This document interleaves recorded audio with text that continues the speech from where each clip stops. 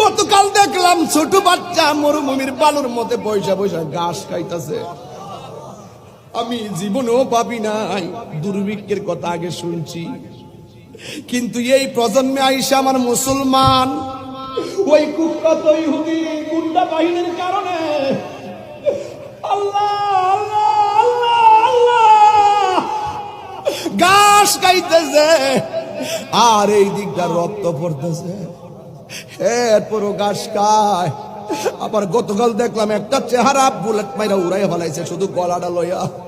বাবা সন্তানটারে লইয়া লইয়া আল্লাহর কাছে কি যেন বিচার দিতেছে। এরা আল্লাহকে আল্লাহ বলে ভালো করে ধারণ করছে, ওরা ভালো কইরাই জানে হুয়াল্লাহুল্লাযী লা ইলাহা ইল্লাহু আল মালিকুল কুদ্দুস